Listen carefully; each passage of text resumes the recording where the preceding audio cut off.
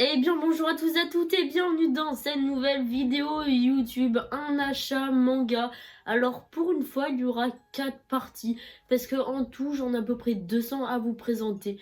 Donc il y en aura à peu près 50 par partie. Alors juste avant de commencer la vidéo, je vais vous faire passer 2-3 informations. Déjà pour commencer, je vais faire 2 vidéos et j'ai besoin de vous. Déjà pour commencer, je vais faire une vidéo Mangatech des abonnés. Du coup n'hésitez pas à me l'envoyer sur Discord, voilà mon lien sera en description, ou sur mon mail, il sera également en description, shibomumanga@gmail.com. Et ensuite la deuxième vidéo ce sera une FAQ, donc c'est pareil, soit vous m'envoyez sur Discord vos questions, ou alors dans les commentaires de cette vidéo. Donc je vais commencer par présenter les dernières sorties, et ensuite je présenterai les mangas par maison d'édition. Donc on commence avec le premier manga juste après l'intro.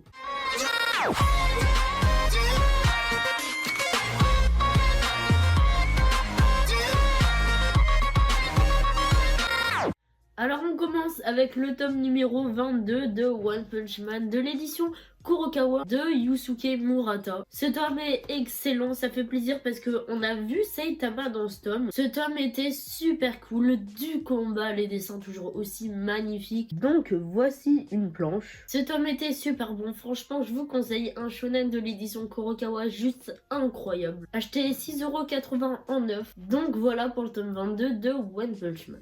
On continue avec le tome numéro 4 de Shadow House de l'édition Glénat. Un super bon seinen. C'est dommage que les tomes soient aussi fins car le contenu à l'intérieur est juste excellent. Une série que je vous conseille. En plus, il n'y a que 4 tomes sortis pour l'instant. Et vraiment, les dessins, c'est juste une pépite. Ils sont magnifiques. Donc voilà, Shadow House, je vous conseille. On continue avec mon manga préféré qui est Les Profondeurs de la Nuit, Demon Slayer ou bien Kimetsu no Yaiba comme vous préférez. En plus, le manga est excellent. Les dessins, je vais pas vous mentir que c'est pas les meilleurs, mais ils sont très bien. Le tome est incroyable et malheureusement cette série va se finir en 23 tomes. Donc voilà pour Demon Slayer. Pour finir avec les nouveautés, nous avons le tome numéro 6 de Chainsaw Man, un gros coup de cœur de 2021, une série juste excellente que je vous conseille. C'est un seinen de l'édition Kaze de Tatsuki Fujimoto. L'anime sortira, je crois, septembre 2021, quelque chose comme ça. Le tome était excellent, il y avait du combat, il y avait des révélations, surtout à la fin. Franchement, j'ai kiffé ce tome et je vous le conseille à tous. On continue avec l'Attaque des Titans Before the Fall de l'édition Pika, un seinen incroyable. Alors oui, c'est le passé de l'Attaque des Titans, c'est toujours intéressant de savoir ce qui s'est passé, même si c'est vrai que 17 tomes pour un spin-off c'est quand même énorme. C'est pile poil la moitié de la série originale qui va se finir en 34 tomes. Et d'ailleurs je vous montre les couvertures que moi je trouve juste magnifiques. Et voilà une petite planche. Ensuite on a l'intégrale en 7 tomes de The Quintessential Quintuplet, je crois que je le dis bien, de l'édition Pika. C'est un shonen, alors on pourrait croire que c'est un shoujo de Neji Aruba ou Negi, je sais pas comment ça se prononce. Et le tome 7 c'est le dernier sorti. Et je crois que d'après mes souvenirs, la série se termine en 14 tomes. Donc on est à la moitié de la série. Et par contre, ce que j'avais pas remarqué, c'était qu'au début du manga, on voit qu'il se marie avec une des 5 filles, du coup The Quintessential. Mais on ne sait pas qui c'est, donc ça on va le savoir à la fin du manga. Donc vu que j'ai le tome 1 sous la main, je vais vous lire le synopsis. Futaro, un lycéen brillant mais fauché, décroche un petit boulot de professeur particulier pour une famille fortunée. Or, le garçon déchante lorsqu'il réalise que ce n'est pas un élève qu'il va devoir gérer, mais des quintuplés aussi belles que cancres à souhait. Entre Ishika la désordonnée, Nino la protectrice, Miku la réservée, Yotsuba la joviale et Itsuki la susceptible, Futaro va devoir prendre son courage à deux pour relever le défi que représentent les sœurs Nakano. Donc une super série, j'ai lu les 7 tomes pour l'instant, donc je vous la conseille. Ensuite on a le tome numéro 5 de Shibuya L. Ce manga je l'avais acheté il y a quand même super longtemps, mais j'avais totalement oublié de vous le présenter. Je suis fan des couvertures, elles sont juste magnifiques. Donc c'est un seinen de l'édition Pika de Hiromi Aoi, je sais pas du tout si ça se prononce comme ça. Et voilà une petite planche. Ensuite, nous avons tomes 5, 6 et 7 de l'Atelier des Sorciers. Donc les 3 derniers tomes de l'édition Pika, un seinen que j'aimerais énormément voir en animé. Pour l'instant, c'est pas prévu, mais on espère, on croise les doigts. Les couvertures sont juste sublimes et les dessins aussi. Donc voilà une planche. De Kamom Shirahama. Le tome 7 était le dernier sorti, il était excellent, c'est une super série.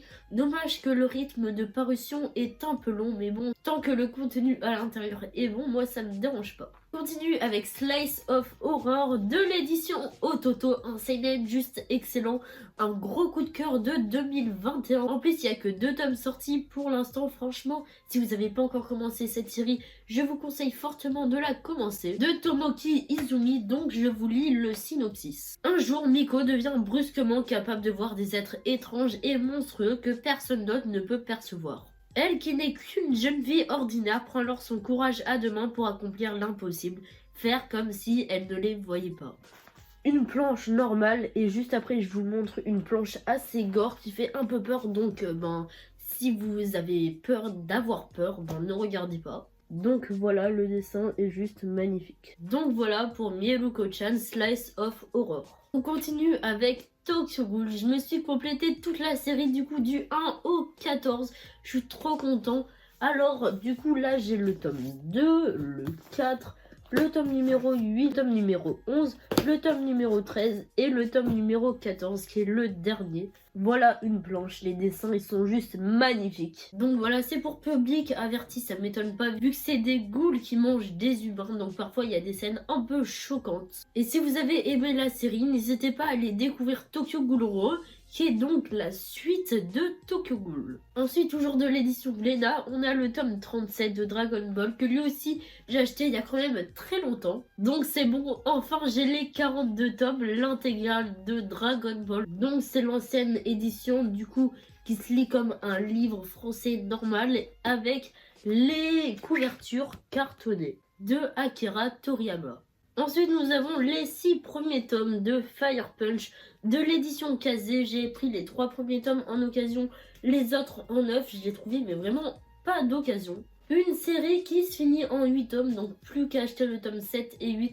Et j'ai enfin l'intégrale de cette série de Tatsuki Fujimoto, qui est également l'auteur de Chainsaw Man. Et voilà une planche. Et enfin, pour finir cet achat manga, nous avons des JoJo's Bizarre Adventure. Alors nous avons l'intégrale de Battle Tendency et les 5 premiers tomes de Stardust Crusaders. C'est un shonen de Tonkam édition. Je pense que tout le monde connaît JoJo's Bizarre Adventure, donc pas besoin de raconter l'histoire. Mais bon, je vous montre quand même les dessins. Donc voilà une petite planche. Donc voilà, c'est enfin fini pour cette vidéo. J'espère qu'elle vous aura plu. Alors désolé si j'ai un peu parlé du nez parce que je suis très malade en ce moment. Le résultat du concours des 1000 abonnés se fera à la deuxième partie de l'achat manga. Sur ce, on se retrouve pour une nouvelle vidéo et bye!